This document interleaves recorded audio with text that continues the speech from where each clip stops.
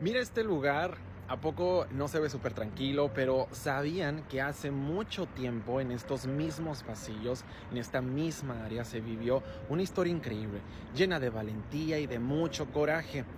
Esta historia que te voy a platicar me la contaron mis papás sobre una huelga en la Universidad Autónoma de Baja California en 1980 aquí en Mexicali, y como mexicalense siento que es algo que todos deberíamos de saber, pero esta es la versión que a mí me platicaron, así que si tú viviste esos momentos, cuéntame en los comentarios, aquí en este video, coméntame, porque te platico que todo comenzó por una huelga, pero no era de estudiantes, era de los trabajadores de la universidad.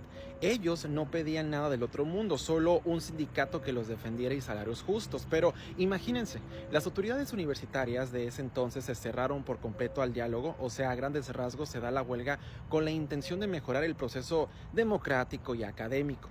Lo chilo de todo esto es que los estudiantes se unieron con los trabajadores, o sea, no se quedaron con los brazos cruzados, se hicieron uno con los trabajadores, demostrando que la unión hace la fuerza. Y es que detrás de todo esto se encontraba el rector Rubén Castro Bojorquez, quien estaba pues prácticamente con los peces gordos de la política, y el presidente de México en ese entonces era José López Portillo, y el gobernador también de ese momento de Baja California se trataba de Roberto de la Madrid.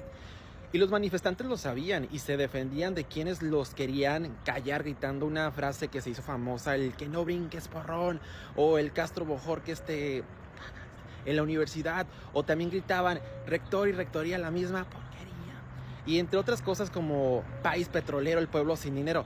Esta última no te recuerda que si no conocemos la historia estamos como condenados a repetirla, pero esto ya son otros temas, ¿no?, de la política. Bueno, continuando con esta historia, pues la cosa se puso muy turbia.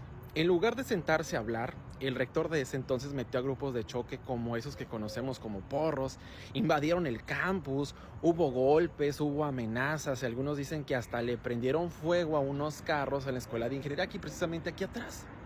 ¿Se imaginan la tensión? Y el final, pues fue como un final de película de terror. Fue el 7 de enero del 81, en una madrugada fría, la universidad y el gobierno precisamente decidieron que ya era suficiente. Metieron a la policía, al ejército, a los porros para desalojar a toda la gente. Fue brutal.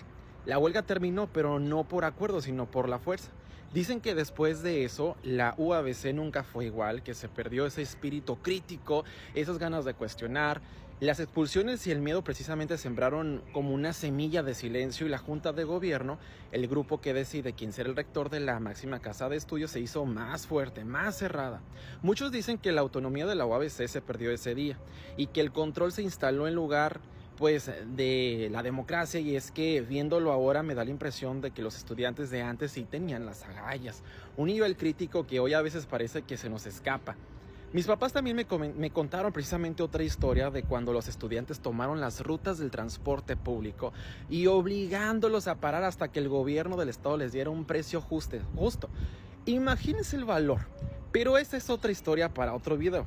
Esta es la historia que a mí me contaron, una historia de valentía, de represión y de cómo las cosas pueden cambiar para siempre.